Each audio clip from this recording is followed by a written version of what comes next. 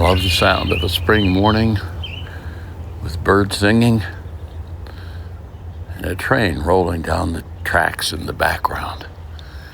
There's something about a late May morning, for me, that fires the blood on the one hand and brings deep memories on the other. I want to talk to you about that. This is Dick Foth, one more time, with stories from the road.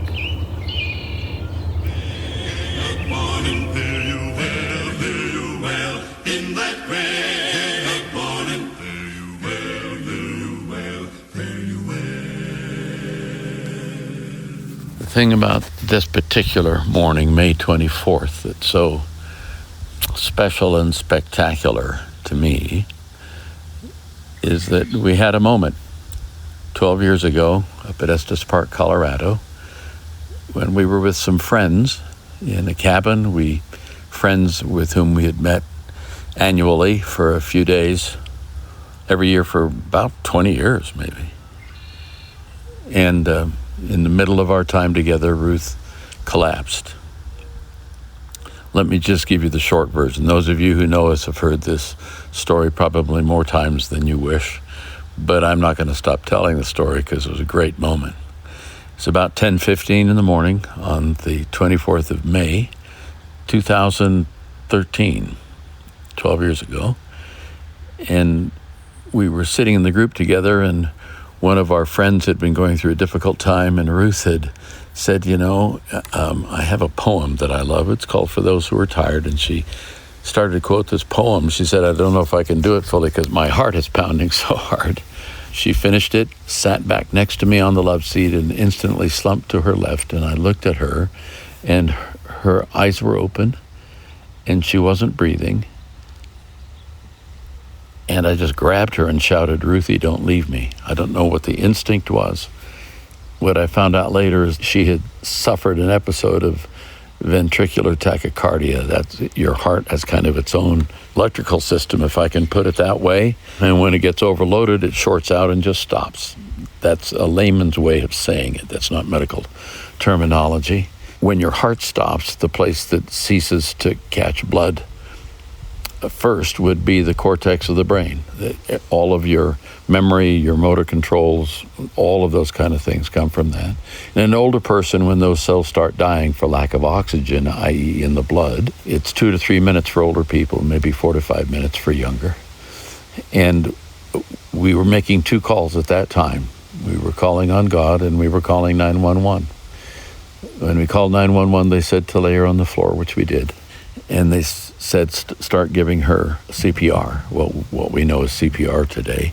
And about that time, a young rookie cop ran into the room, knelt down beside her, and started doing chest compressions.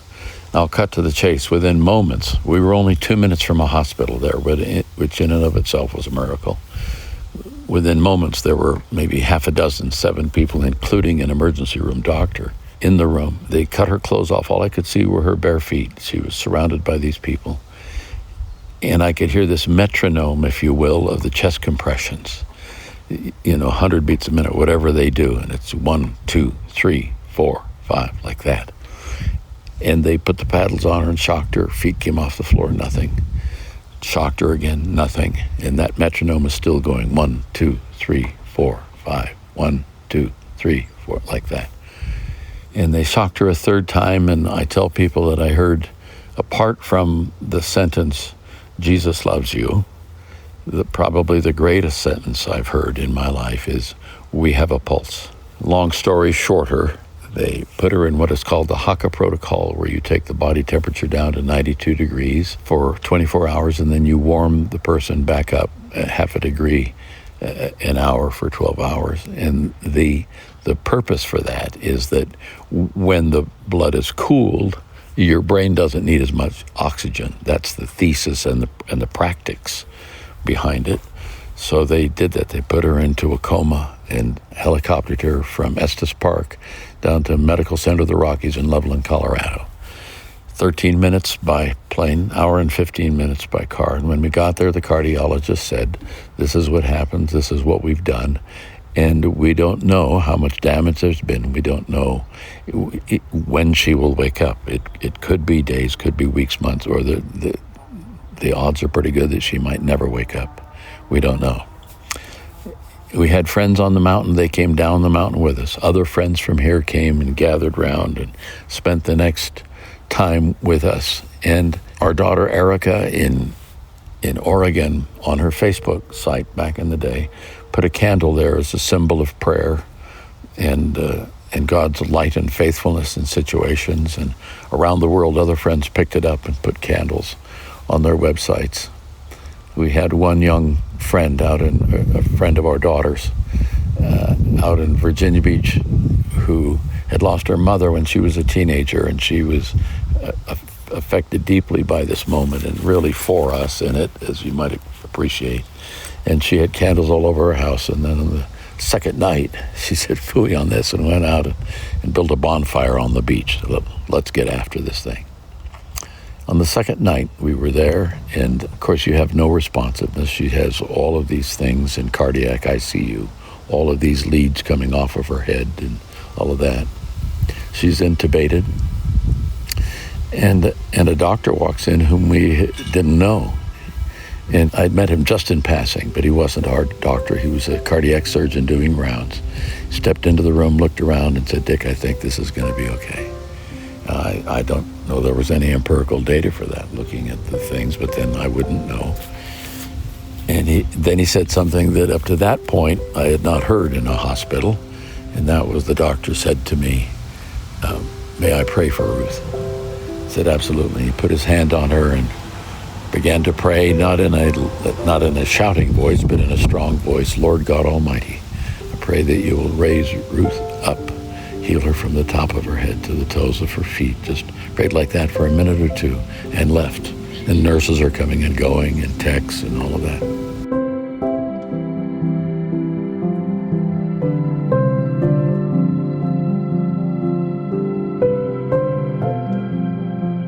I think it's about 4 hours later, I was trying to sleep by the head of her bed. And at 2:10 in the morning, a friend who had been sitting with her woke me up and said, "Ruth's waking up." And this is 10 hours into the warming up protocol of 12 hours. And I stood by the bed, and they have a protocol that you go through. And the male nurse who was standing there, he just said, "Ruth, open your eyes." And she opened her eyes. Said, "Look at me." She tried to focus, of course, heavily sedated. Said, I want you to squeeze my hand." He did that. She did that. He said, "Wiggle your toes. Wiggle both sets of toes." He said, "Wiggle the toes on your right foot." She did that. Then he said, "Shrug your shoulders." He did that. And he said, "Give me a smile." And she gave him a little smile around the tube that was down her throat. And then he said, "Give me 2 thumbs up."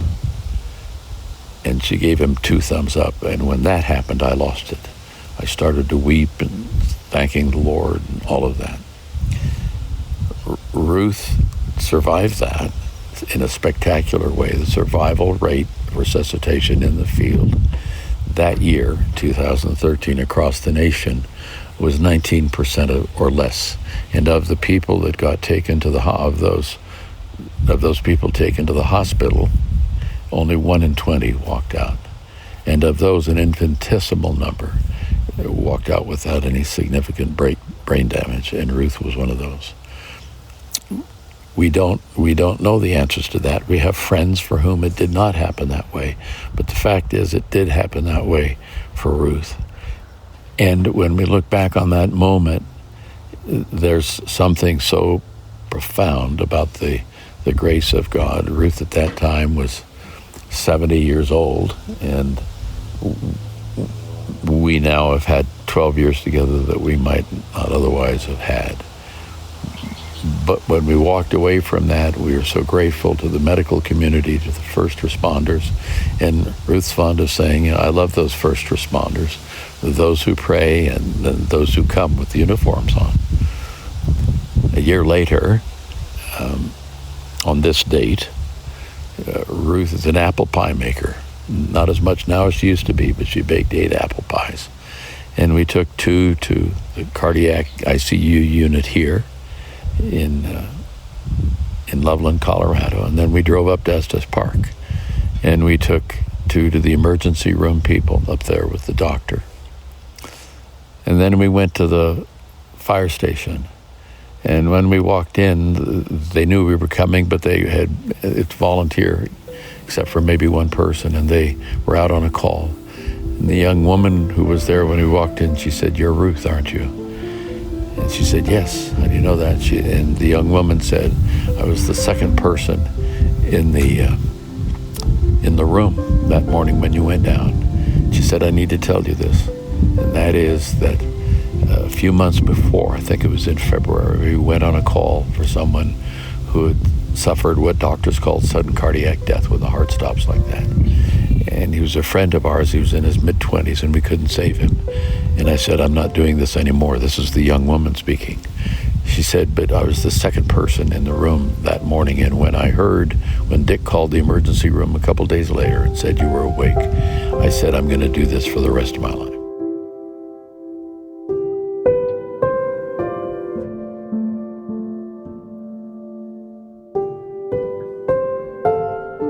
And after we left that wonderful moment at the fire station, we went to the police station because we had fire people, we had police officers, EMTs from the emergency room, all of that, there in that cabin.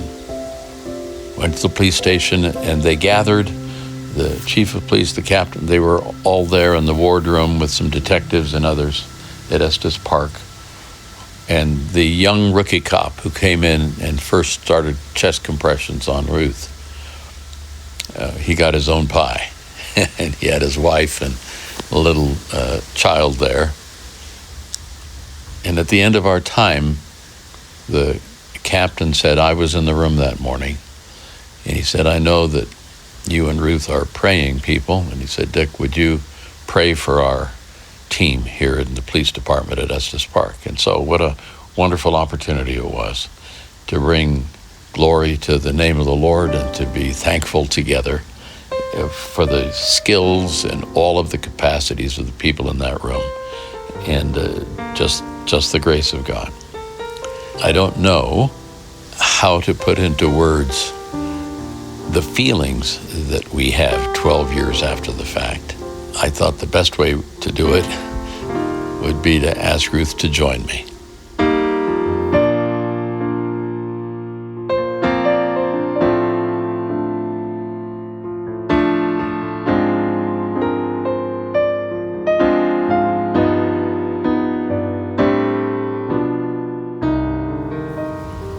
And I'm still out here on the porch. It is mid-morning, the sky is blue, we got a robin or two on the lawn. Now and again, we just saw a hummingbird. The wind is blowing through the columnar aspens that are in our neighbor's yard. We've got the sound of airplanes and trucks and machinery, and in the middle of that, I get to have my wife, Ruth, sit next to me for just a few moments. Hi, Ruth. Hi. I've just explained to our listeners the trauma and the power and glory, if I can use that, of those 11 days of which you remember virtually nothing. But you have had some thoughts when I ask you about this time and this event, and just a couple of them. Just talk. Well, I'm so grateful for the 12 years that I've been given since then, especially because I wouldn't have gotten to meet a granddaughter, our beautiful Miss Lily, who joined our family, and also 5 great-grandchildren. Great. Which I never dreamed I would have great-grandchildren. So what a blessing. And then just friends and people that I wasn't aware of, but who gathered, who prayed, who lit candles, and just were serious about their intent to intercede for me when I was unconscious. From the moment I collapsed, I had good friends around me who were praying. And I had a friend. We're sitting on this porch. Yeah. One of the reasons I wanted to do this here is that for 3 Monday nights after you woke up, A friend of mine, Gary Brueggemann, friend of decades, who's a counselor, came and sat on this porch with me on those Monday afternoons and sort of talked me through my response to everything that was going on. Friends come in different places at different levels, don't they? They do. And we're grateful for all of them. Over a lifetime. All of them that God has given us, for sure. I was just mentioning to Dick this morning that a song that has been so much on my mind was written by Andre Crouch and entitled My Tribute. As I often do, sat at the piano and playing some hymns and choruses, and this came to my mind, and the words are so appropriate. He wrote that song in, I believe, 1972, and I think he wrote it for me. He didn't know it, but but the chorus goes, "With his blood he has saved me, with his power he has raised me. To God be the glory for the things he has done." And that's just a huge part of my story, for sure. And I don't know why, but I'm so grateful that I'm still here and enjoying life and with family and friends, and especially Dick. He's just been a tremendous help to me. I'm the best. You're the best. No. And on that note, I don't want to sign off on that note. Can I just read the first words of that verse of that? Yeah. How can I say thanks for the things you've done for me? Things so undeserved, yet you gave to prove your love for me. The voices of a million angels could not express my gratitude. All that I am and ever hope to be, I owe it all to thee. I think we're all over that, aren't we? We are. Well, thanks for sticking around, kid. And stick around a while longer. I want to. We keep debating on who's going first. But we'll Only God knows that. That's true. Thanks, Ruthie, for doing this. Love you.